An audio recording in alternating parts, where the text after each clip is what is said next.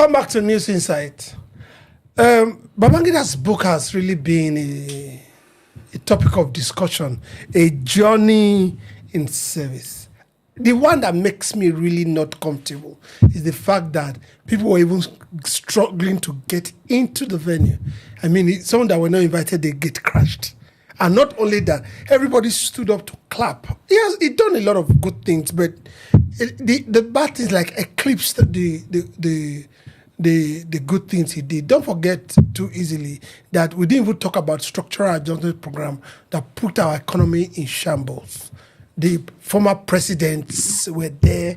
Everybody were there. They spoke glowingly about Maradona, General IBB. What do you expect from them? Which of the former presidents have very clear and focused vision or records having left office? Maybe if we have men of honor, some would not have gone, or they would have stood to counter the applause he was getting. You see, we live in a country where the evil seems to be celebrated. A country where corruption is being celebrated, nobody want to know how you accumulate wealth. You know, you just wake up one day, you become very wealthy and you are being praised, no values. That is just my analysis. Because as far as I'm concerned, you say he did very well. How very well did Babangida do? IBB came to make us understand of late that he waited for 32 years to come to admit that Abiola won the election. He's making Nigerians to believe, he's giving reasons for killing his childhood friend. He's giving reasons why Abiola's election was being annulled and he was in commander-in-chief and that he was not the one that, he didn't even know they were going to do that. He's making people to believe again that he knew it was wrong, but probably indirectly afraid of Abacha and the Northerners. Now, having stepped aside as president, I'm sorry to use this language, haven't stolen so much of Nigerians' money too. Haven't have businesses given to the German company, the Julius Baja, and so many other rich foreign companies that he had. Babangida does not need a visa to travel to any part of the world today. And remember that a lot of European countries were not very comfortable with Abacha and the military regime.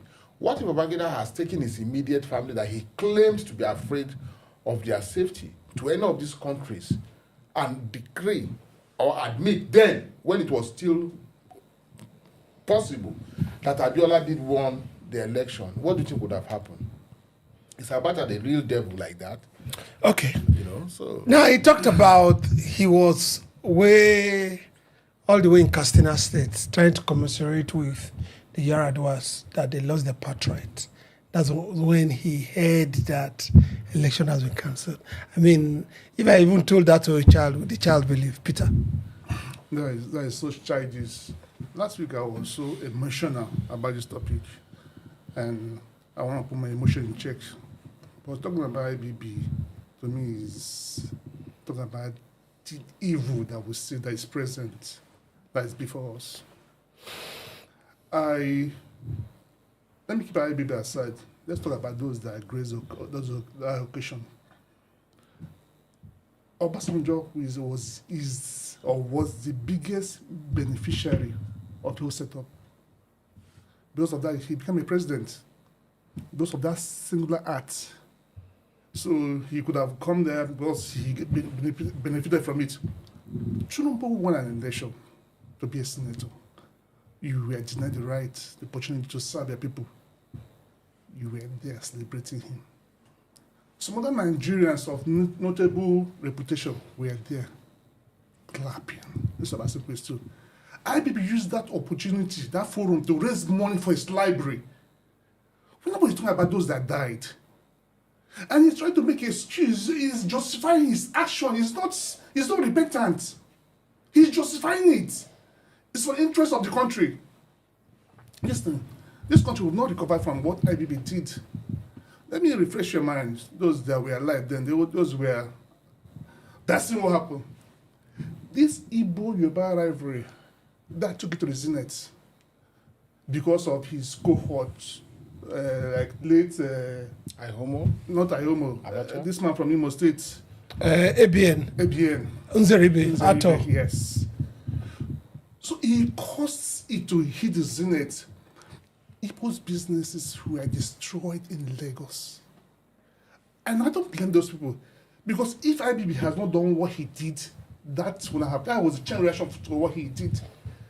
People were forced to leave Lagos and to relocate to the village. Their livelihoods were gone.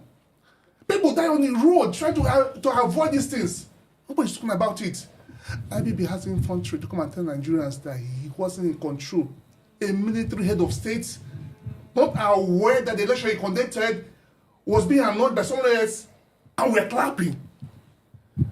Not true, as he said, but probably he feels that we are stupid. He feels that our memories are gone. Under a military setup, your vice could stand and annoy an election that you spent millions of dollars. It was not even the vice then. Agomo was the vice. He was, I think, was chief of defense staff or so. Yes. Okay. Then it's not about an election that he conducted. And you know, as at this time, he has survived a lot of coups. I think he survived the Oka coup. Not a lot of the hottest ever survived. What happened to it? Major Oka coup. Didn't he execute those people? Yes. So what stopped him from executing those he felt that will kill him? Excuse me. That's after his life. Please, let me borrow it out of your time. You claimed that Maman Vasa. Up to today, Nigerians do not even understand. See, what is even cool? If you knew that Abacha was serving under you as one of your appointees, or was someone you gave an appointment, and he was working against your success, working against your principle, is that not a coup? IBB should, please, I don't want to use language. IBB owe Nigeria a lot of explanation. IBB overthrew Buhari. Buhari was not in the country. He came back to the country. Did he kill Buhari? Why is he claiming today that he was afraid of Abacha? That is what he is saying. And now Abacha died how many years ago? What has he done to better the lives of the family left behind of Abiola, of Mamman Vasa, of Delegiwa? Honorable Lai. Yes, my brother. Point of correction. IBB, face the camera on me. You don't owe Nigeria an apology. You deserve to face actions for. You deserve to face the law for your actions. You truncated an election that was seen by the world as the freest in Nigeria. Freest and fairest. In support of you, my brother. You don't owe us an explanation. You ought to do your time for breaking the law. You don't admit to a sin and get away with it. That is not how the judicial system works. No, not just a sin. Break the law and pay the price. Okay, so let's has taken the country backward, killed a lot of people. Let's no longer in the land. Let's look at who introduced annulment election. Who introduced a snatching of buses? Who introduced all this illegality? Okay, guys. Let's look away from IBB himself. IBB could have pulled this off if not for the present day governors, legislators, and all what the present day administration. They gave him the backing, they attended, they spoke glowingly of him. They talk about how Nigeria has moved forward, that the tormentor and the tormentee, they were in one room and we can easily move forward. Sometimes I think, are they playing with our emotions? Well, have they not told us? Fayemi told us. Amechi said it. El-Rufai is also saying it. And of what products are all these people you call governors? The Tinubu, the present president. Who made them? How did they become who they are today? Who brought them up? They all sat one way or the other under the same IBB. They call them IBB boys. So it's rather unfortunate. And this is what we keep saying here in the studio and in many other social medias. That Nigerians, it is time for us to now understand that we are over 200 million people. And then our votes, our number count. The strength of democracy is in number. It is the people. It is not animals. It's no longer military. It's no longer the decree. It is the claim. It's election. If we all here, 5 of us, 3 of us, 100 of us, no, we are only 200.